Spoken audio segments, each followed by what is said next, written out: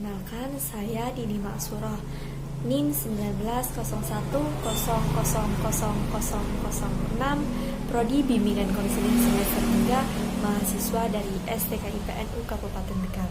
Pada kesempatan kali ini, saya akan menayangkan video tentang mengatasi rasa malas belajar. Selamat menyaksikan. Saya awali, Assalamualaikum warahmatullahi wabarakatuh. Selamat pagi, apa kabar semuanya? Nah, bertemu lagi dengan saya Dini. Pada kesempatan kali ini saya akan menjelaskan sedikit materi tentang mengatasi rasa malas belajar. Sudah siap semuanya? Ya, malas itu berawal dari pikiran. Maka kita harus merubah pikiran kita agar tidak malas. Seorang yang berusaha pasti akan berhasil. Nah, kalau kita akan menguasai sesuatu, contohnya menguasai kemampuan nih, maka kita harus berlatih. Setiap orang pasti tahu kalau yang rajin pasti akan bisa pandai dan berhasil.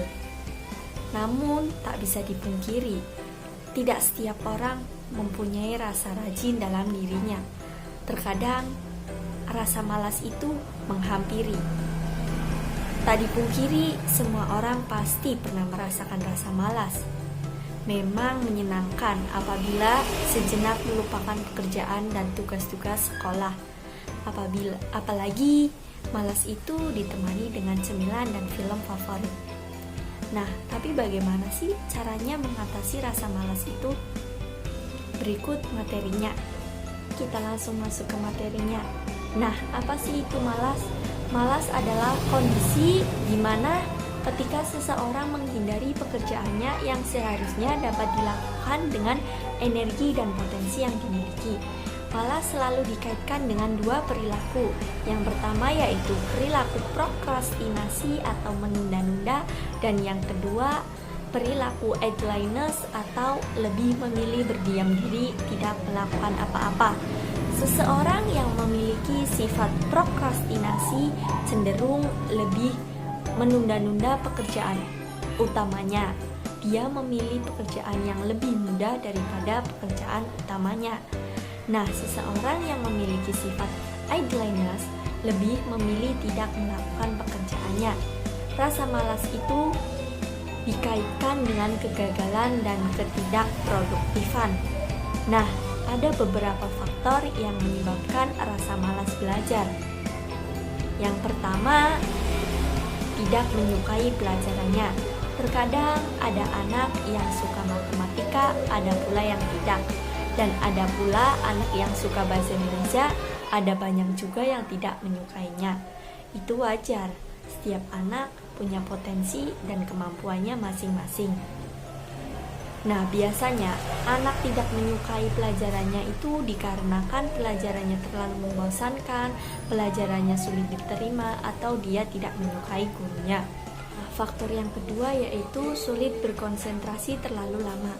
Tidak semua anak mempunyai daya konsentrasi yang tinggi.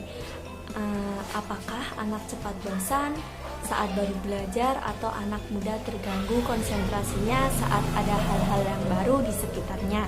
Nah, apabila anak terlihat seperti itu, maka kita harus mengatur jam belajarnya yang tidak terlalu lama namun efektif. Nah, faktor yang ketiga yaitu punya cara belajar yang unik. Setiap anak memiliki cara belajarnya masing-masing. Cara belajar pun ada banyak. Ada yang suka membaca, menulis, mendengarkan, ataupun yang lainnya. Nah, kita harus cari tahu bagaimana cara gaya belajar anak tersebut. Siapa tahu selama ini ia malas belajar karena belajarnya yang tidak sesuai dengannya. Nah, faktor yang keempat yaitu terpapar gadget. Kemudahan teknologi ada kalanya memang bisa membuat anak malas. Permainan-permainan yang ada di gadget juga bisa membuat mereka lupa waktu. Oleh karena itu, coba atur jadwal antara bermain gadget dan belajar. Faktor yang kelima yaitu punya masalah pribadi. Masalah pribadi yang dialami anak juga mempengaruhi semangat belajarnya. Cari tahu apakah apakah anak bermasalah dengan temannya, atau mungkin ia merasa tertekan di rumah sehingga ia malas untuk belajar.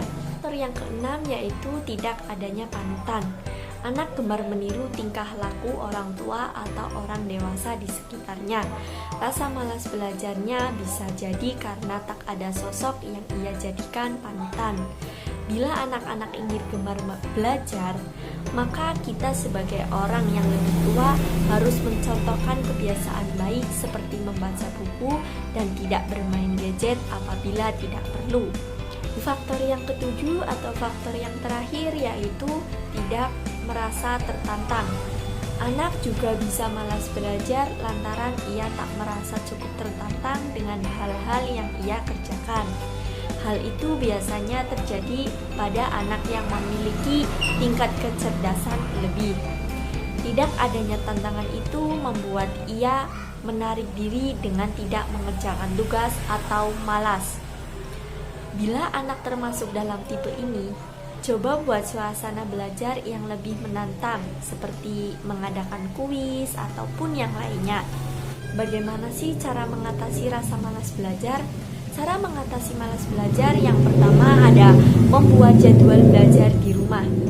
Cara mengatasi belajar adalah dengan membiasakan anak disiplin, menjalankan jadwal belajar, dan orang tua juga menjelaskan bahwa orang tua tidak akan melarang anaknya untuk bermain, menjalankan hobinya selama anak masih bisa belajar dalam waktu belajarnya. Nah, yang kedua yaitu siapkan kondisi belajar yang kondusif. Saat memasuki jam belajar anak, pastikan anak mendapatkan suasana yang mendukung untuk belajar. Matikan TV dan jauhkan dari apa saja yang mengusik perhatiannya. Memiliki meja dan ruang belajar tersendiri dengan pencahayaan yang sesuai juga membuat anak siap dan lebih semangat untuk belajar. Yang ketiga yaitu jadikan hobi sebagai motivasi. Perbolehkan anak bermain game setelah jam belajar atau setelah mengerjakan PR-nya. Berikan anak buku cerita atau mainan baru saat nilai ujiannya bagus. Itu semua dapat membuat anak termotivasi dan lebih semangat mengerjakan tugasnya. Cara yang keempat yaitu jangan memojokkan saat nilai anak tidak sesuai harapan. Saat anak mendapat nilai di bawah harapan, memarahi dan menyudutkannya tidak akan menjadi motivasi positif. Duduklah bersama anak, bahas apa yang menjadi kesulitan dan mencari solusi agar orang tua dan anak dapat mencari jalan keluarnya. Terakhir yaitu dengan cara meminta bantuan psikolog pendidikan. Cara yang terakhir ini jika orang tua kesulitan mengatasi malas belajar pada anaknya, ada baiknya orang tua mencoba menggunakan jasa psikolog pendidikan. Psikolog atau konsultan pendidikan adalah seseorang yang dapat membantu anak dengan gangguan kesulitan belajar. Nah, apa sih dampak dari malas belajar? Dampak dari malas belajar yang pertama yaitu nilai kita menjadi rendah. Belajar merupakan hal yang paling utama. Tapi malas belajar yaitu menyebabkan kita malas untuk mengerjakan tugas sehingga kita mendapat nilai yang rendah. Yang kedua yaitu berkurangnya ilmu. Ketika dalam menempuh pendidikan, ada banyak yang harus dipelajari sehingga mewajibkan kita untuk rajin membaca. Lalu apa saja kerugian jika kita malas membaca? Orang yang malas membaca tentu akan cenderung memiliki wawasan yang rendah, mudah ketinggalan informasi, dan parahnya lagi dapat memicu kebodohan. Nah, dampak yang terakhir yaitu menjadi nakal. Ketika kita malas belajar, tentu akan menyebabkan minimnya akan pengetahuan serta pentingnya pendidikan dan cenderung menjadi siswa yang nakal. Ditambah pergaulan zaman sekarang yang sudah semakin menjadi-jadi, baik di kota maupun pedesaan. Ada banyak kenakalan remaja yang dapat dilihat dan dapat menjerumuskan ke hal-hal yang tidak diinginkan. Nah, itu beberapa dampak dari malas belajar. Baik, mungkin itu saja materi yang dapat saya jelaskan. Dari penjelasan di atas, saya dapat simpulkan bahwa kemalasan berasal dari kata dasar malas, yang berarti tidak mau melakukan sesuatu. Malas merupakan salah satu contoh perbuatan yang harus dihindari, terutama bagi pelajar, karena kemalasan belajar dapat menyebabkan rendahnya kualitas sumber daya manusia yang sangat dibutuhkan di masa yang akan datang. Memang tidak mudah mengatasi kemalasan belajar. Yang pasti untuk mengatasi kemalasan belajar adalah dengan mengubah diri kita terlebih dahulu. Selamat berubah, semoga bisa menjadi lebih baik. Ada satu kata yang mengatakan bahwa ada sesuatu yang bisa mengubahmu dalam sekejap, sesuatu yang lain lagi bisa mengubahmu selamanya. Sesuatu apa itu? Sesuatu itu tergantung pada pribadi masing-masing. Intinya ada niat dan fokus. Mungkin itu saja yang dapat saya sampaikan. Semoga yang saya sampaikan tadi bisa bermanfaat untuk kita semua. Sampai bertemu di video berikutnya. Kurang lebihnya mohon maaf. Saya akhiri. Wassalamualaikum warahmatullahi wabarakatuh. Dadah.